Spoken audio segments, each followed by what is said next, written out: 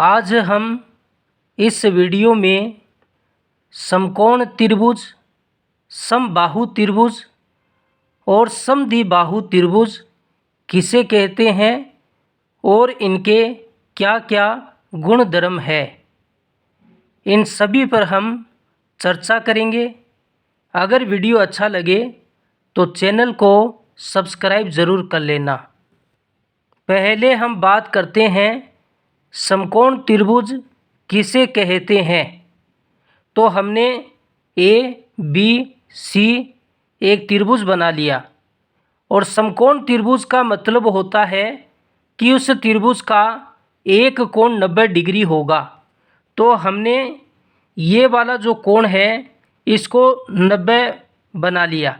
देखो, जो ये भुजा BC है और ये जो भुजा AC है ये एक दूसरे के लंबवत होनी चाहिए। यानी ये BC जो है, ये जो AC रेखा है ये BC के ऊपर एकदम सीधी रेखा होनी चाहिए, यानी ये लंबवत रेखा होनी चाहिए, तब यहाँ पर 90 डिग्री का कोण बनेगा। और समकोण त्रिभुज के अंदर जो कोण 90 डिग्री का होता है उसके ठीक सामने वाली भुजा, ये 90 डिग्री का कोण है तो इसके सामने वाली भुजा जो AC है उसे हम कर्ण कहते हैं। तो 90 डिग्री के सामने वाली भुजा कर्ण होती है। अगर आपको कोई दूसरा कोण दिया हुआ हो, जैसे C को हमने दूसरा कोण थीटा मान लिया, तो इसके ठीक सामने वाली जो भुजा होगी ये AB वो लंब होगी। 90 के सामने वाली कर्ण और कोई दूसरा कोण दिया हो तो उसके सामने वाली भुजा लंब, और तीसरी भुजा जो रह चुकी है BC ये आधार होती है। और इसी समकोण त्रिभुज के अंदर यह पाइथागोरस प्रमेय लगती है। सिर्फ समकोण त्रिभुज में लगेगी, कर्ण का स्क्वायर करना है, फिर बराबर में आधार का स्क्वायर और प्लस में लंब का स्क्वायर, ये सिर्फ समकोण त्रिभुज में ही लगती है। यहाँ से हम आधार स्क्वायर का मान निकाल सकते हैं। ये लंब का स्क्वायर यहाँ पर प्लस में है, इधर आने पर माइनस का हो जाएगा, और यहाँ से हम लंब स्क्वायर का मान निकाल सकते हैं। ये आधार यहाँ पर प्लस का है तो इधर आने पर माइनस का हो जाएगा। दूसरे त्रिभुज के बारे में हम बात करते हैं। दूसरा त्रिभुज है समबाहु त्रिभुज। समबाहु त्रिभुज वो होता है जिसकी तीनों भुजाएं बराबर होती है। पहली भुजा AB, दूसरी भुजा BC और तीसरी भुजा जो AC है, ये तीनों बराबर होती है।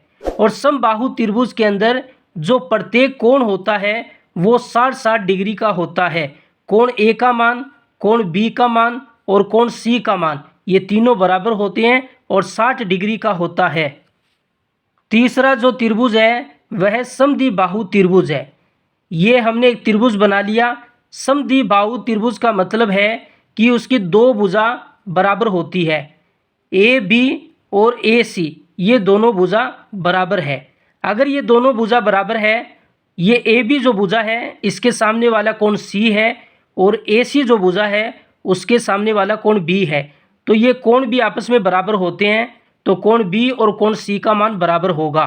जो भुजा बराबर होती है, AB और AC बराबर है, तो इनके सामने वाले कोण भी बराबर होते हैं। जैसे AC का सामने वाला कोण B है और AB का सामने वाला कोण C है, तो ये भी बराबर होंगे। यहाँ पर आपको कोई कोण दिया हुआ होगा B का, तो C भी वही होगा। लेकिन आपको यह ध्यान में रखना है कि समबाहु त्रिभुज में तो हर कोण 60 डिग्री होता है, इसमें 60 डिग्री नहीं होता, इसमें दिया हुआ होता है।